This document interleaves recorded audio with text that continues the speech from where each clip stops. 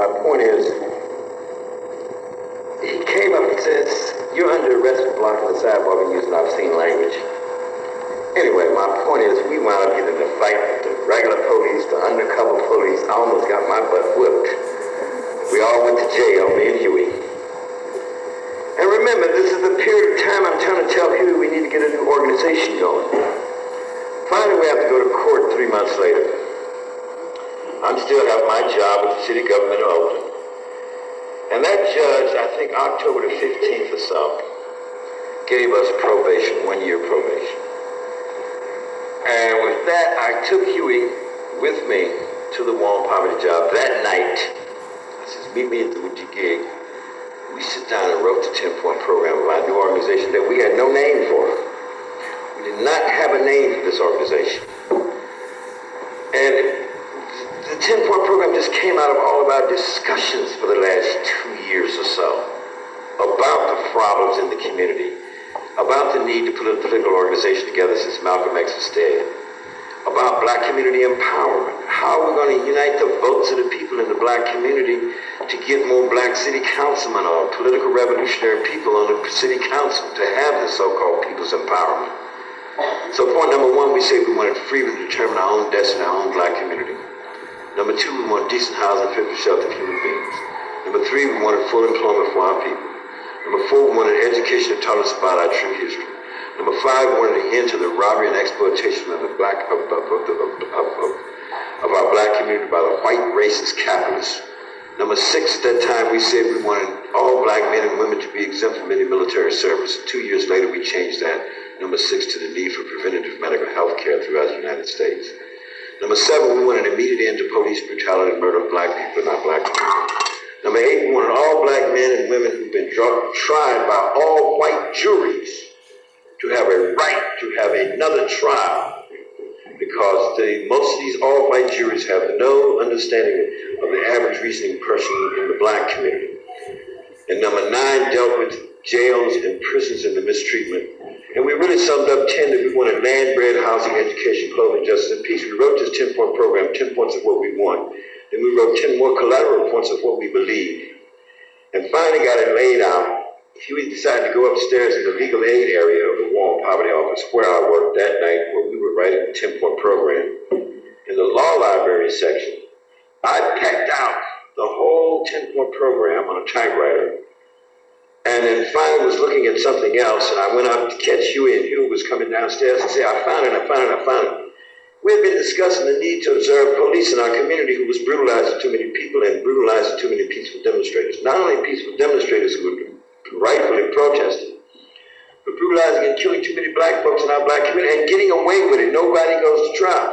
Nowadays, people who brutalize Rodney King go to trial. You read about all the time some skinheads or some white racist Aryans shooting, killing, or murdering some black folks. They're put on trial. Back in those days, they were not put on trial. They got away with it. And I'm saying this is the kind of stuff that was concerning. So Huey comes down and says, I found it. Huey had found a California State Supreme Court ruling showing that all citizens could actually have a right to stand and observe police officers carrying out their duty as long as they stood a reasonable distance away. Well, I told Huey that we needed some of us. I agreed with him, et cetera, because we were thinking about patrolling the police at the time. I said, Huey, we need to finish this 10-point program on and add these two paragraphs. So I kind of rewrote them a little bit. And the two paragraphs is about the founding documentation of this country that simply said, when in the course of human events it becomes necessary for any people to dissolve the political bondage which have connected them with them, and to assume among the powers of the earth the correct and separate equal station to which the laws of nature, nature's God, entitled them by decent respect to the opinions of humankind, dictate that they should declare the causes which impel them to that separation. First paragraph of the Declaration of Independence, United States of America. More importantly, I underlined another part of the second paragraph where it said, when a long choo-choo train, I like to preach, of abuses and usurpations pursues and invariably evinces a design to reduce a people under absolute despotism, then it is the right of the people to alter, change that government, and provide new guards for their future security and happiness. First two paragraphs of the Declaration of Independence, the founding documentation of this country, we stuck at the tail end of our 10-point program of our new organization that we had no name for. We did not know what we was going to name this organization. It was a week later that I received this little piece of information from the Lowndes County Freedom Organization of Mississippi. Many organizations I wrote to, many periodicals I subscribed to, but they finally sent me some information. I would write to people and say, please send me some information about your protest cause, etc., and so on. They had that October 22nd day, Lowndes County Freedom Organization, they had a logo of a pouncing panther, a pouncing Black Panther. I said, Huey, why they got this Black Panther around here? He says, I don't know. Anyway, an hour or so later, Huey went to do some research at the library, came back to my house across the street from American College.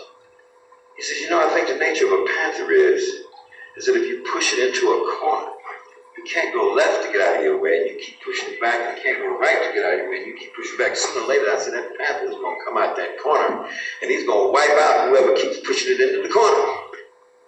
I said, well, wait a minute, Huey. I said, this is where black people is right now in this whole protest movement that's going on. Peaceful demonstrators like you argue all the time are exercising the First Amendment of the Constitution to peacefully redress their grievances, and a bunch of violent assholes come down, brutalize them, and or some police are sent down by some politicians to brutalize peaceful demonstrators exercising the First Amendment. The First Amendment says that we got a right to peacefully redress our grievances. This is the law of the land. I says, no, we're in a corner now. Somehow or another, through this conversation, you said, so okay, you're saying that since black folks is like the Panther being pushed in the corner, he said, you're saying maybe we should name our organization the Black Panthers. I said, no, more than that. This is what? I said, we're a political party. You says, okay, the Black Panther Party. I said, okay, what about the right to self-defense? We say we're going to stand on. He says, okay, the Black Panther Party with self-defense.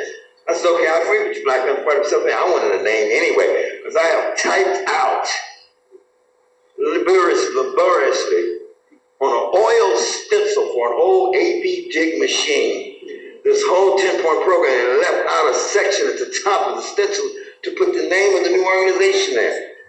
We agreed. I said, right on, little Bobby Hood happens to come over. We're in my driveway, and you says, what, little Bobby? I said, what's going on? I said, we named the organization. You did? Say, yeah, what is it? The Black Panther, the Black Panther Party, the Black Panther Party for self-defense. You have to imagine this. Listen, young, fervorous guys, college-educated, well-read, etc., walking down the street, say, okay, the Black Panther Party. I said, all right, tonight I want you guys down to War on Poverty office because we got to put these things together.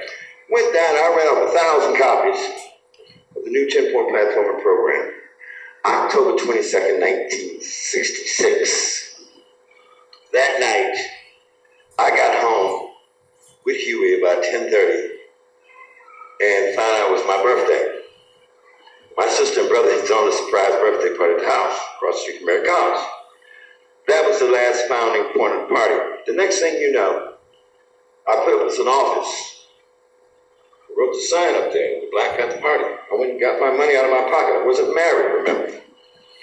And got us going. We got some chairs, got a telephone.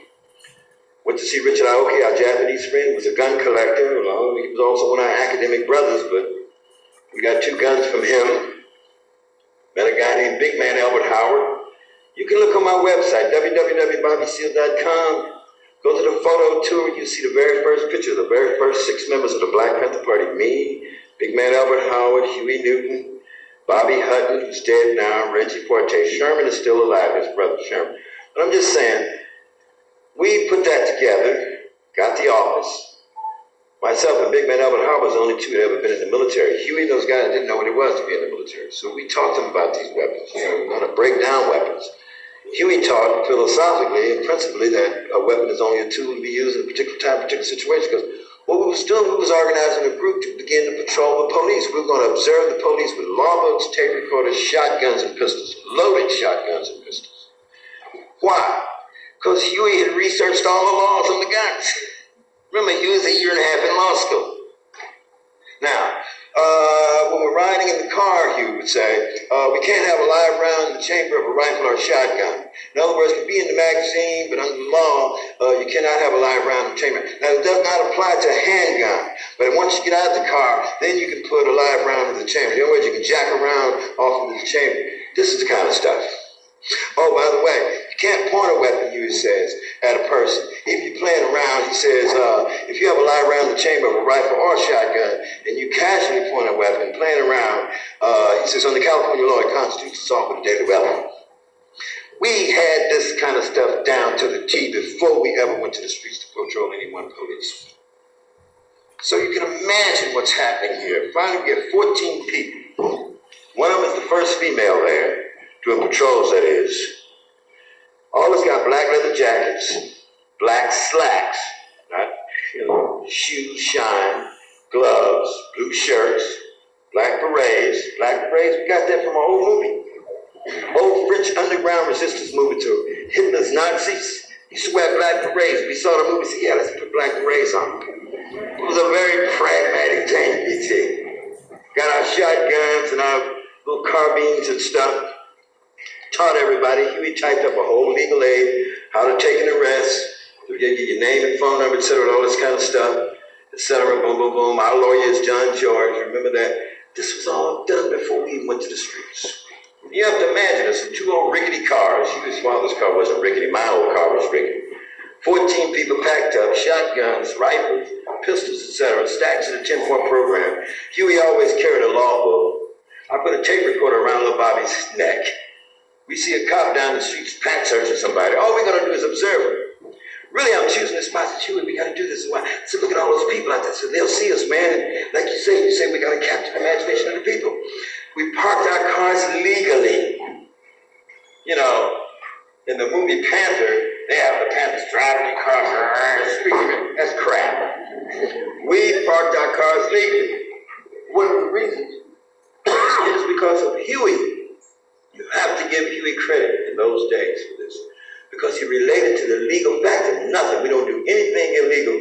Because anytime the police see a political organization opposing the power structure as we are, they'll use any pretext whatsoever to say and arrest us for it. We parked our cars legally 100 feet or so from the incident. Got out of the cars, walked down the streets. At the corner, there's a whole lot of black people, some walking around. It's a business kind of district. Stores on the corner. Out in the street, the police had been pat searching a young man. The police had sit inside his open door passenger seat. He was doing something. I guess it was a ticket, and the guy had his hand, the young man who was being arrested, had his hand in the back of the trunk of the car. What happens here is we walk up at the curb. As we walk up at the curb, some people say, what, they got guns in their hands? Somebody said, those guns. Somebody says, I'm leaving. Huey says, nobody leave. Everybody stay here, please. We're a new organization, the Black Panther Party. We're here to observe these policemen who've been brutalized out there in the community. We research the law, and everybody has a right to stand and observe. Of course, all of this conversation attracts the police officer who gets out of his car, looking at Huey, telling him, nobody leave. The cop says, you have no right to observe me. Huey says, no, California State Supreme Court ruling states that every citizen has the right to stand and observe a police officer carrying out their duty among the center reasonable distance away. Reasonable distance that particular group is constituted as age 10 feet. I'm standing approximately 20 feet from you. I'll observe you whether you like it or not. Some black sister in the audience said, well, go ahead on and tell it, brother. Another black brother said, hey man, what kind of Negroes is these? I mean, this was new. It was disciplined. It was orderly. I mean, it was down to the point that not one person could talk. Only one person could talk if the police talked to us. That if we walked up, you cannot say anything to the police because Huey pointed out in his law research that it would constitute interfering with a police officer carrying out his duty if you said something first. But under certain rulings, he found out that if the police officer said something to you second, then you had every right to say something to the officer in answering him. That's how refined we were from the first day we began to patrol police. That's how legal we were, patrolling police in the San Francisco Bay Area for 6 months. It blew their minds. It blew their minds so much that 6 months later, California State Legislature makes a law that no one in the state of California can carry a loaded weapon within city limits, within any city limits. In other words, what they're talking about, they want to protect the hunters' rights outside of city limits, right? They don't hunt inside of city limits. And that's where they got it. To try to stop us from carrying guns. Loaded weapons, that's how legal we are. If you ever research the real history, we were never charged with illegal weapons. We never had any illegal weapons. That's how refined we were. We were college students. We were part of a young black intelligentsia. It was a year later before the first shootout happened. We had patrolled police for 6, 7 months and still had not had a shootout. It used to blow the policemen's minds that we had so much law. They could rap to them. We had the gun as an equalizer. It got so good. I mean, there were some cops who were just good, decent guys. You know what I mean? I mean, the kid got so good in the community. Kids come around, ride their bicycles to the house. I would never remember, so I heard the footsteps. Boom, boom, boom, boom, boom. Bang, bang, bang, bang, bang, bang. I opened the door. Young brother, Brother Huey, Brother Bobby. Police just stopped somebody down the corner here. Thought I'd come down here and tell y'all. Get to the spot. See y'all down there. We'd get our shotguns and come walking down the streets. This one cop, we had seen him before. He says, Newton and Seale, you guys still walk around with the guns on. He did his job. He didn't pay one mind to us. Roped this guy. He says, if you guys want to bail this guy out, his name is something. See you later, bye. Then there was badge 206. Get out of that car with them damn guns. Who do you niggers think you are? He reaches in the car and tries to grab Huey's shotgun. I'm holding Huey's shotgun. I'm riding in the passenger side. He was driving my car. Pulling it back. Huey hits the car. Little Bobby Hutton's trying to come over from the back seat. The button hit to the policeman. Huey finally kicks him out of the car. Huey grabs his shotgun. I come out the front with the 45 that I carry up. Little Bobby has it. We won't point the weapon at it. Why? Because if you point a loaded weapon at somebody, it counts as assault with a deadly weapon. So I trained everybody, if you have a rifle, here or here to come out, boom, to defend yourself. My 45 was always here to come down. My point is, we surrounded. This caused the community and people come out.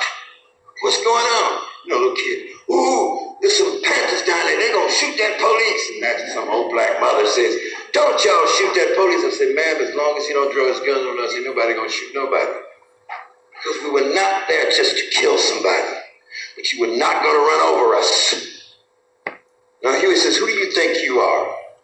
And I interrupt and say, you come and bring your butt here from Tallahassee, cut you when come from, think you gonna brutalize us. And I said, go for that gun. And Huey said, we'll blow your brains out. And so you want to go to your car, go. Put this car, get on the car. People come out. It was in back in American College. It was letting out the last 10 o'clock class, community college. People had no arrests. I got a right, so you don't have a right to see this weapon. It's my private property. Here is cite something that's based on some Constitution, Supreme Court ruling of the 14th Amendment of due process of law and how you cannot remove a person's property from without due process of law. But therefore, you have no right to see my weapon. It's my private property. We gotta do something to him. They give me a ticket because my license plate is, front license plate is hung on there by a coat hanger. My point is it blew everybody's minds. Not till 1968, after they killed Martin Luther King, my organization grew so rapidly, along with the Breakfast Children programs. We were 2 days after Martin Luther King was killed in the second major shootout in the Black Panther Party happened, which Eldridge Cleaver was when little Bobby Hutton was killed. He was the first Black Panther Party member killed. Huey was in jail at this time. But with Eldridge's help and a lot of other brothers and sisters, all the people across the country, all my old white left radical buddies and friends all across this country, there was one profound 60s protest movement that just wouldn't quit. We had our own media, our own protest media. I mean, even nowadays, I brought some of these old posters here, old fronts. These are old front issues of old Black Panther Party newspaper issues. If you had to go through the history of them, you would go through 360, 370 issues of this paper. I mean, my organization grew to such a point. It was over 5,000 people, and with the white left radical coalitions and the National Committees of Combat Failure, you're talking about another 10,000 left radicals on all levels, all the way up to the Chicago 1969 Chicago conspiracy trial, which you know I was the 8th defendant who was chained, shackled, and gagged to a chair for cussing the judge out. Why did I cuss the judge out? Because he was violating the 6th Amendment of the Constitution of the United States of America. I mean, I cussed him out with the terms racist, fascist, and bigot. Low-life, and scurvy, racist, fascist, and bigot. I didn't ever... Only thing I'd call him an MF one time, but that's when the guard struck me in my testicles. But they changed shackling. I'm just saying it was a profound piece of African-American people's history. Really, shouldn't put it so categorically. It's American history. You know what I mean? It's our history. And it's all about where we go into the future. I mean, I could go rap and tell you stories and events, etc., and so on. the film script that me and my wife has wrote, and hopefully I'm going to put that out next year or two as memoirs, along with a lot of email answers. This next book, this is the latest book out, been out 3 months, called The Black Panther Party Reconsidered. I got some copies here later. But my point is, where do we go in the future with this history? What does it mean to us? What is it about? I mean, we're talking about Constitution, democratic, civil, human rights, but look here, brothers and sisters, people, human beings alike, we're living in a totally different era. I mean, really, in a synopsized, generalized way, we live in an overdeveloped, fast-paced, high-tech, computerized, scientific, technological, social, globalizing at such a rapid rate of surprise shit. It is not anymore so much. Imagine, we used to lay out a Black Panther Party newspaper, go to the printer, get it printed, et cetera, et cetera, et cetera. I'm telling you, we did this layout by hand, you know. Line of type, set up, pictures, boom, boom, boom, hand, boom, boom, man, make negatives, boom, burn negatives, boom, and run off copies. We do all this stuff on the computer now. I was a young engineer design major back in those days. You know, I had the T-squares and stuff, and the angles and the templates, you know, and the French curves and stuff. It's all AutoCAD design, Autodesk design now. Architecture, mechanics, all software design, you know. I've got my second computer system. I want to buy my third one. You know, I want this new 450 megahertz Pentium 2. I got another club out at San Diego University, young group of young computer scientists. Oh no, Mr. Seale, we can get you a Pentium 3. I'm going to get me a Pentium 3. I said, well, I need AutoCAD Design 14, man. He says, well, okay, we'll get auto. These guys have already went up with their club and system. They got a reduced price. I said, I want to join your club, you know, so I can get this $6,000 piece of software for $2,000. This overdeveloped, fast-paced, high-tech, computerized, scientific, technological, social, globalized. Hey, brothers and sisters, 6 billion living human beings on the face of this earth, crossing a strata of all cultures.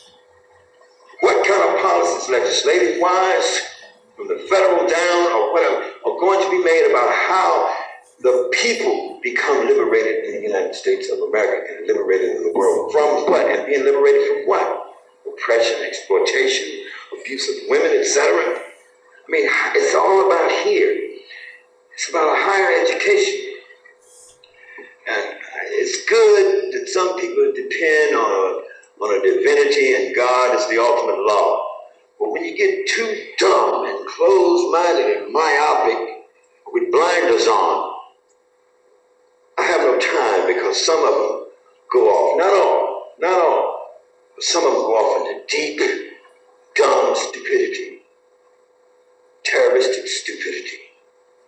You know, I'm trying to talk to people about opening up your heart, mind, and soul to realize the reality, what I like to call the interconnected, interrelated, polylactic reality, not dialectic reality. In the 1960s, you know, a lot of protest movement people, academics used to use dialectics.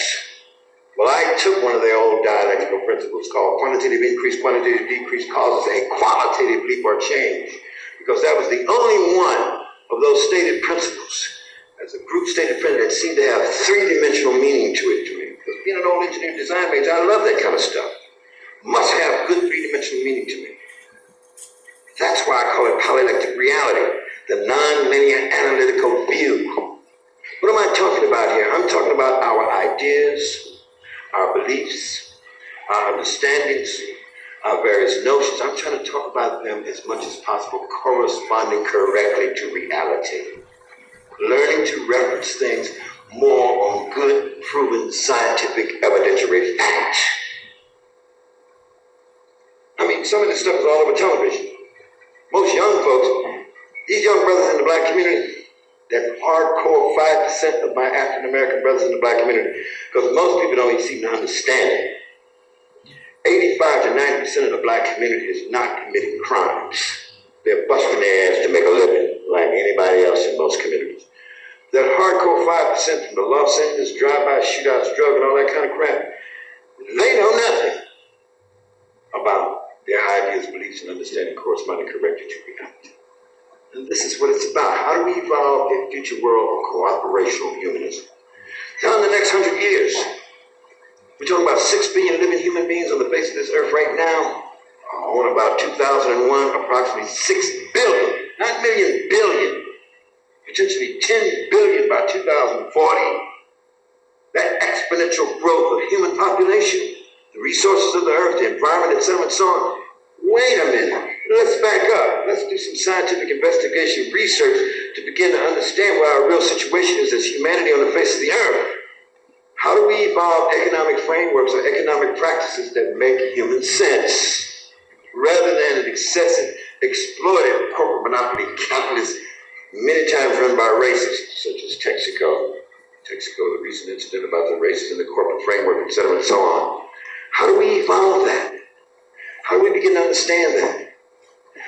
How do we do some good research, brothers and sisters, black, white, blue, red, green, yellow, and polka dot, and understand that now, with DNA biomolecular science, the ability to map the whole genetic structure, the genetic mapping of all human life on the face of this earth, all life forms on the face of this earth, probably in the next 10 to 20 or 30 years, all life forms, genetic structure will be mapped. Now, what is this proving to us? What is this kind of science proving to us? You know what it's proving to us? I mean, with all the blood samples we have of all ethnic groups in this world, it's proven to us that less than 2%, all of our differences is less than 2%. Our so-called differences, hair texture, height, skin color, pigmentation, etc. Put it all together. Even the difference between male and female organs, the penis and the vaginal and structural organs and the reproductive organs, all of those differences between male and female, between ethnic groups, etc., boom, boom, boom, hair texture, height, etc., eye color, etc., all of them put together based on this DNA biomolecular science shows that we're only 2% difference. 98% similar or the same as a humanity living on the face of this earth. That is the good science that tends to get you to understand that we correspond correctly to reality and not believe some mythical stuff. I don't give a damn if the Nation of Islam talking some idiot stuff or some despisation or any group despise gay people or whoever. It is not. It is about that good scientific understanding, brothers and sisters. This is the way I've tended to lead my life. I'm proud that my son next year is going to graduate from medical school of doctor. I'm proud that my daughter, 3 years into college, has such a good grasp on life and tends to, even though she loves Japanese animation and a lot of other things, she loves the idea of being possibly a school teacher in the future. I'm happy for that. Because they're good human beings. Because they got good information, they got a good solid foundation. You know, this is where we're about. That's what my struggle was about. It was not about, sure, every once in a while you pick some people here say Black Power, but that wasn't our real slogan in the Black Panther Party. Anybody who remembers the 60s, the real slogan of the Black Panther Party was all power to all the people. Power to the people, power to the people. We made up songs. Power to the people, power to the people. Right on, right on. This is where it was at. Some of us died, not just in the Black Panther Party, the whole civil human rights struggle, the anti-war struggle. Whether it was People's Park and Berkeley protest movement ever, Black Panther Party, the anti-war protest movement, the whole civil rights protest movement that spread all across this country from one cracking corner to the other. I hate to say it, but we had to go through that. But the next level of this struggle is about higher education and whether or not our ideas and understandings correspond correctly to reality or not. Whether or not our new realizations correspond correctly to reality or not. That's where it's at. I wrote the cookbook originally to involve an environmental renovation youth jobs project. You know, I ran youth jobs project before the Black Panther Party was started. To renovate old houses, to renovate old cars. I live in Philadelphia. We have 29,000 abandoned houses and properties inside the city limits of Philadelphia. My point is, how come we can't renovate 10,000 of them? Carpenters and builders. I was raised a carpenter and a builder. Drywallers and roofers, the supervisors, get 4, 5, or 6 youth. Pay them, to help renovate this with this kind of supervision. You work 35 hours a week, you go to school 5 hours a week. You're going to get in front of this computer system here, and you're going to learn and have some understanding or connection with this new communications technology that's interconnected with the globalization of everything going on in the world, politically, economically, social justice-wise, etc. This is the kind of stuff, this is the kind of grassroots programmatic. This community organizers got to go evolve. I mean, we have to read and understand that a lot of our new business frameworks, and some of you I'm sure know this, right out of your own homes you're going to run your businesses. I mean, all your high-tech skills and abilities, etc., you're going to fax it and shoot it out and email it to various companies through their own industry net systems and frameworks. You know, this is what's going to happen in the future. So,